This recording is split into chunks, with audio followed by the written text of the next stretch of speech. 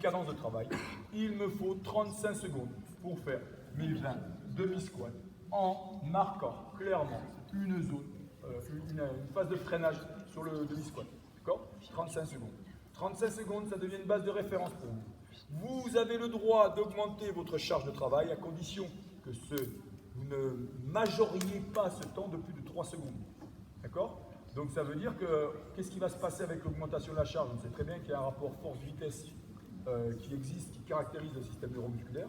Plus je mets de la force, moins je peux la mobiliser vite. Moins je mets de force, plus je peux me permettre de mobiliser rapidement cette force-là.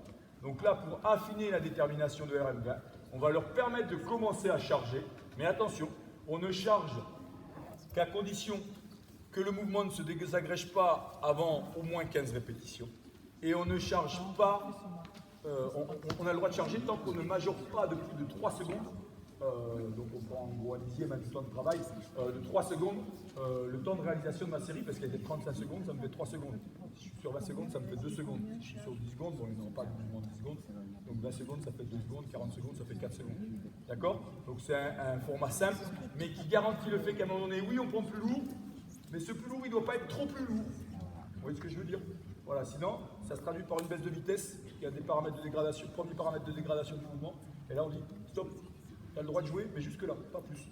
Et là, c'est déjà un premier pas vers plus d'autonomie dans la gestion des charges. Et c'est surtout un élément qui leur permet de prendre une décision. Ils arrivent le jour de l'évaluation, ils vous disent bah, monsieur, moi voilà, sur le squat, j'utilise 12 kg. Ah, 12 kg, pourquoi tu prends 12 kg bah, parce qu'avec 12 kg, quand j'ai essayé 14 kg, j'ai dépassé mon temps. Donc à un moment donné, il y a le moment où ils ont, dans leur carnet d'entraînement, il y a le moment où ils ont testé une charge qui a fait qu'ils sont allés trop haut, ils ont pris trop de temps, et donc ils ont stabilisé le début. Donc vous voyez, on essaie de créer les conditions pour que l'élève soit vraiment acteur de sa pratique et auteur de ses décisions pour qu'il devienne un s'entraînant et qu'il sache pourquoi il prend une telle charge et pourquoi pas une autre. Dans les variables qui bloquent, sur le bloc, vous n'avez pas encore abordé les temps de récupération. Oui. Alors, au niveau du temps de récupération, pour l'instant, on essaie de les optimiser en disant c'est le temps de travail du partenaire ou des partenaires si vous êtes 3 et que vous ne pouvez pas faire autrement. 1, 2. D'accord? Si vous êtes 3, il y en a un qui va pouvoir prendre le rôle d'observateur pendant que l'autre fait les étirements. Globalement, vous savez que la musculation et les séquences qu'on développe travaillent principalement la filière lactique, phosphocréatine, que l'utilisation de la phosphocréatine est récupérée à 85-90% l'espace de 4 minutes. Donc voilà, si en gros vous n'avez pas besoin de plus de 4 minutes pour récupérer d'un épuisement important de la créatine phosphate au cours de l'effort. Sachant que vos efforts en musculation ils durent, vous l'avez vu, une vingtaine de secondes, on est à peu près dans ce registre-là. Ce ne sont pas non plus des efforts maximaux en force, donc même si ça dure 20 secondes, la phosphocréatine n'est pas complètement épuisée. En 4 minutes, vous avez une récupération satisfaisante. Donc on essaie de tenir ça. Mais vraiment, la préoccupation, elle n'est pas, pour l'instant, à ce stade-là, dans l'optimisation du rythme de l'entraînement, ce qui après, effectivement, pourra devenir une préoccupation, notamment dans les gens qui veulent faire une orientation un peu fitness, dynamique, circuit training, où là, je vais essayer de la supprimer cette pause en jouant sur l'agencement des exercices entre eux. Voilà, là, si on est, je prends ta question dans quelle mesure j'assure une sécurité aux élèves, combien de temps de récup je vais leur donner pour qu'ils soient dans des conditions optimales de répétition de leur effort, voilà, 3-4 minutes c'est bon, donc ça correspond au temps de travail des partenaires, aux échanges sur la fiche. Et après, dans les contraintes qu'on peut avoir, je vous ai donné 30 minutes ce matin. Donc quand vous avez un peu un recul sur votre pratique, vous donnez 3 exercices, vous estimez qu'un exercice ça doit prendre 5 minutes, 15 minutes. 15 minutes vous donnez aux élèves qui a terminé, qui n'a pas terminé. Si ça n'a pas terminé en 15 minutes, c'est qu'il y a eu du temps perdu à droite à gauche. Donc voilà, tu peux arriver à gérer tes... Ma question elle était aussi dans le sens où justement quand ils recherchent leur RM20, la vitesse à laquelle ils vont pouvoir refaire la série suivante va être dépendante. Bien sûr qu'à un moment donné ça va impacter. Donc voilà, 3-4 minutes et tu imposes systématiquement, comme on l'a fait sur les abdos, vous devez systématiquement avoir un travail d'étirement sur le groupe musculaire que vous avez travaillé.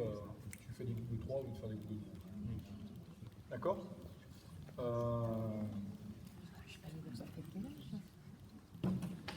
que vous avez d'autres questions? Non, c'est bon. Oui, vas-y.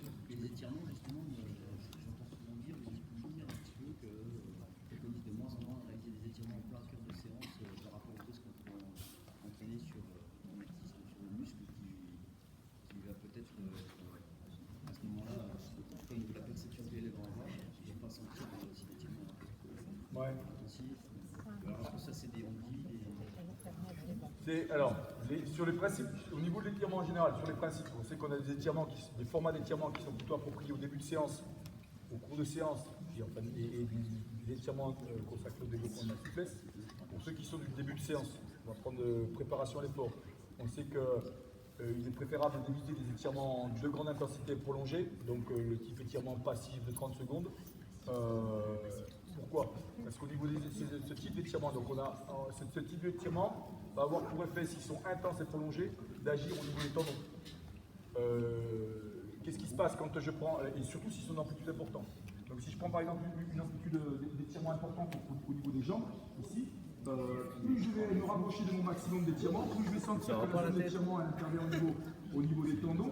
Et qu'est-ce qui se passe au niveau du système nerveux? Vous avez un réflexe, le réflexe neurotendinoglyque qui intervient et qui a pour effet de décontracter davantage la chaîne musculaire. Donc plus je vais utiliser ces étirements, et notamment en début d'effort, plus je vais en fait envoyer comme information au niveau du système nerveux, décontracte, relâche, relâche, décontracte, décontracte, relâche le muscle. Et donc du coup après il lâche. Voilà, c'est du chewing-gum. Or le problème c'est derrière ça, on a besoin de placer une performance de force et sur un muscle pour lequel le système nerveux a inhibé l'activité des motoneurones, on est à côté de la plaque. Donc ce type d'étirement, effectivement, il est à manier avec précaution. Il est intéressant quand? Il est plutôt intéressant en cours de séance. Quand, suite au travail de musculation, si les élèves ont des sensations de congestion, s'ils ont l'impression de ne pas récupérer la longueur de l'amplitude de travail, là c'est intéressant d'aller travailler des étirements de ce côté-là, mais toujours pareil, c'est centré sur la sensation. Recherche de sensation d'étirement. Quand on sent que ça tire, on ne force pas, on maintient. Et par contre, c'est l'expiration qui va devenir un facteur intéressant parce qu'on va, par l'expiration, vous savez qu'il y a un phénomène de relâchement naturel qui se fait au niveau du muscle. Donc, c'est ce qui va nous guider. Enfin, moi, c'est ce que je préconise aux élèves. C'est ce qu'on a fait ce matin sur les abdos. Vous avez vu le temps que ça a duré. Voilà, placement, pour décongestionner un peu et retrouver une amplitude de travail importante. Si je suis sur un début d'échauffement, par contre, à l'inverse, je vais éviter, je vais juste étirer un peu les fibres musculaires, d'accord? Donc intensité non maximale, durée très courte, et en général, derrière ces petits exercices, on va retrouver des exercices de potentialisation, des petits exercices de bondissement, des petits exercices de tonification, pour que les fibres musculaires, les fibres tendineuses soient bien mises dans le sens de travail, mais qu'elles ne soient pas complètement relâchées. Et on évite bien sûr les à-coups qui ont un effet contraire à ce qu'on veut, c'est-à-dire qu'elles contractent et crispent le muscle. Et si par contre vous alliez sur des techniques de développement de la souplesse comme on pourrait avoir sur de la gym ou autre, là on est dans d'autres formes de travail où justement on va rechercher des zones d'étirement intenses, les maintenir, laisser l'organisme s'adapter, puis après provoquer une contraction, donc comme je suis ici par exemple, ce qu'on appelle le contract relâche tire. Imaginons que là je sois au maxi, je descends là, une fois que je suis au maxi, je mets là, je relâche, d'accord. Et là, je vais provoquer une contraction, je vais enfoncer mon talon dans le sol, je vais contracter le muscle que je suis en train d'étirer. Cette contraction plus d'étirement tire encore plus fort sur les tendons. Ça envoie un signal au niveau de la moelle épinière qui relâche, qui va avoir tendance à inhiber la contractilité de ce muscle-là. Puis, une fois que j'ai fait ça pendant une quinzaine de secondes, je relâche et je cherche à nouveau à regagner encore un petit peu d'amplitude. Et quand je sens dire, j'arrête et je recommence. Voilà, et on répète ça de façon répétitive. Donc voilà, les trois grands formats d'étirement, leurs fonctions, les réflexes auxquels ils sont associés et l'utilité qu'on peut avoir en cours. Alors c'est vrai que ce n'est pas la première fois qu'on me dit, qu'on entend dire que dans les séances de musculation, il faudrait éviter de mettre des phases d'étirement. Je n'ai pas plus de précision que ça. Si elles sont poussées fortes, à juste titre, mais voilà. Donc a priori, prudence. S'ils ne sont pas maximaux les étirements, il ne devrait pas y avoir trop de problème au contraire. D'accord? Au niveau de la faisabilité du dispositif, vous avez pu, est-ce que sur les différents mouvements que vous avez testés, vous avez pu repérer effectivement l'amplitude, le rythme ou pas? Je